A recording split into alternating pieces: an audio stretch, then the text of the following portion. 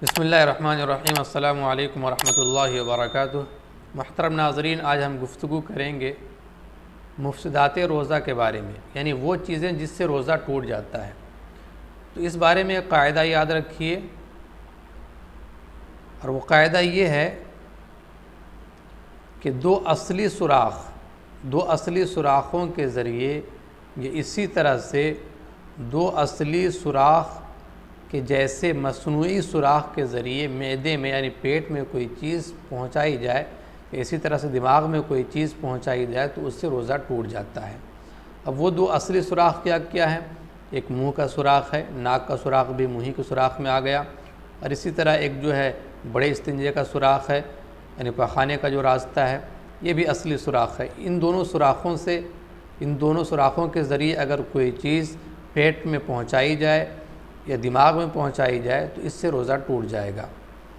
अब इन दो सुराखों यानी जो असली सुराख हैं, इनके जैसे मसनूई सुराख क्या है? मिसाल के तौर पर अगर किसी को ज़ख्म लगा पेट में और वो ज़ख्म जो है सुराख की शक्ल इख्तियार कर गया और वो सुराख भरा नहीं। इसी तरह से दिमाग में किसी के चोट लगा और ऐसा ज़ख्म बन गया जिससे सुराख हो गया और वो सुराख अंदर तक के यानी दिमाग के बीच तक पहुँच गया, तो अब ये जो दो सुराख हैं ये असली सुराख के मुशाबे हो गए मसनूई सुराख। अब इन दो सुराखों के ज़रिए भी अगर कोई चीज़ पेट में या दिमाग में पहुंचाई जाएगी तो इससे रोज़ा टूट जाएगा। अब हम इस कायदे को ज़हन में रखते हुए अब कुछ चीज़ों के बारे में जानते हैं कि रोज़ा किस तरह से टूटता है, किन किन चीज़ों से टूटता है। इससे पहले हम ये जानेंगे कि रोज़ा टूटने की दो सूरतें हैं। एक सूरत तो वो है कि अगर रोज़ा टूट जाए तो उससे सिर्फ़ और सिर्फ क़ज़ा लाजिम होता है, यानी सिर्फ़ एक ही रोज़ा रखेंगे। और दूसरी सूरत ये है कि उस एक रोज़ा के रखने के साथ साथ, यानी अगर रोज़ा टूट गया तो उस एक रोज़ा के क़ज़ा करने के साथ साथ कफ़ारा भी लाजिम आएगा। कफ़ारे का बयान इंशाअल्लाह ताला बाद में करेंगे। पहले हम उन चीज़ों को देखते हैं जिससे रोज़ा टूट जाता है लेकिन कफ़ारा वाजिब नहीं होता, सिर्फ़ क़ज़ा वाजिब होता है। तो देखिए चलते हैं। सबसे पहले किसी ने ज़बरदस्ती रोज़ेदार के मुंह में कोई चीज़ डाल दी और वो हलक से अंदर चली गई, उतर गई, तो इससे रोज़ा टूट जाएगा लेकिन कफ़ारा वाजिब नहीं होगा, सिर्फ़ क़ज़ा वाजिब होगा। इसी तरह से रोज़ा याद था और कुल्ली करते वक्त बिला क़स्द हलक में पानी चला गया। एक तो ये है कि रोज़ा ही याद नहीं है, यानी किसी शख्स को याद नहीं कि हम रोज़ेदार हैं, रोज़ा रखे हुए हैं, और उस वक्त अगर हलक में पानी चला गया तो रोज़ा नहीं टूटेगा। लेकिन उसको रोज़ा याद है लेकिन बग़ैर इरादे के गलती से पानी अंदर चला गया हलक के अंदर, तो इससे रोज़ा क्या हो जाएगा? टूट जाएगा, लेकिन कफ़ारा वाजिब नहीं होगा। किसी शख्स को क़ै आई यानी उल्टी आई और उसने फिर जानबूझकर उसको अंदर लौटा लिया, तो इससे भी रोज़ा टूट जाएगा लेकिन कफ़ारा वाजिब नहीं होगा। इसी तरह से क़स्दन यानी जानबूझकर मुँह भर कर अगर किसी शख्स ने क़ै कर डाला तो इससे भी रोज़ा टूट जाएगा। देखिए, एक है क़ै का हो जाना, यानी ख़ुद ब खुद क़ै हो गई, तो चाहे मुँह भर कर हो या थोड़ा सा हो, इससे रोज़ा नहीं टूटता है। लेकिन अगर कोई शख्स जानबूझ करके क़ै करता है तो अगर मुंह भर कर क़ै है तो उससे रोज़ा टूट जाएगा, और अगर थोड़ा सा है तो रोज़ा नहीं टूटेगा। यानी अगर किसी शख्स ने जानबूझ करके क़ै किया और क़ै इतना था कि जिससे मुंह भर जाता तो इससे रोज़ा टूट जाएगा, लेकिन क़ै की मिक़दार कम है कि जिससे मुंह नहीं भरेगा तो उससे रोज़ा नहीं टूटेगा।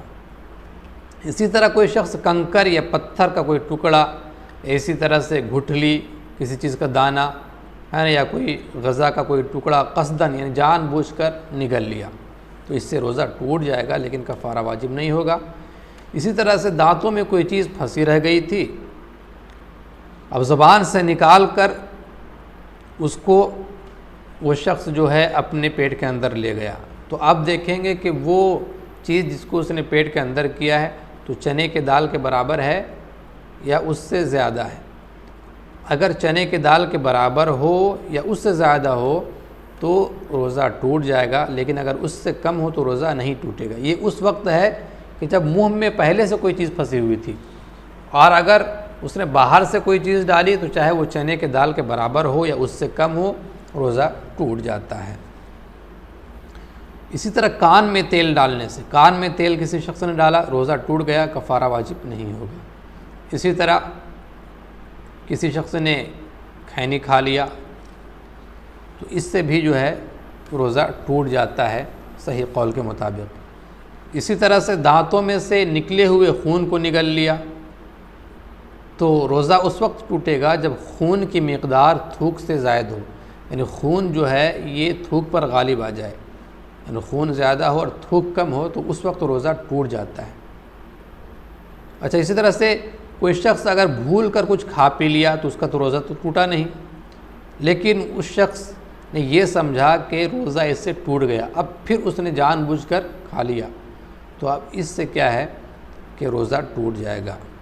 इसी तरह से ये समझ कर कि अभी सुबह सादिक नहीं हुई है, सहरी खा ली, यानी ये समझा कि अभी सहरी का वक्त बाकी है और वो सहरी खा लिया, फिर मालूम हुआ कि सुबह हो चुकी थी, तो इससे रोज़ा तो टूट जाएगा लेकिन कफ़ारा वाजिब नहीं होगा, सिर्फ क़ज़ा ही वाजिब होगा।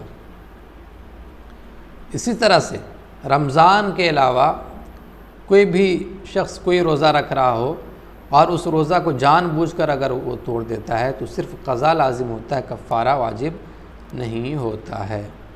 इसी तरह से बादल है, बादल की वजह से ये समझ बैठा कि सूरज डूब चुका है और फिर उसने इफ़्तार कर लिया, हालांकि अभी दिन बाकी था, अभी वक्त नहीं हुआ था, तो अब उसका रोज़ा टूट जाएगा। और इन सब सूरतों में रोज़ा जब टूटेगा तो सिर्फ़ और सिर्फ क़ज़ा रखनी पड़ेगी, कफ़ारा वाजिब नहीं होगा। अल्लाह की ज़ात से उम्मीद है कि आप सबको बात समझ में आई होगी। अस्सलामु अलैकुम व रहमतुल्लाहि व बरकातहू।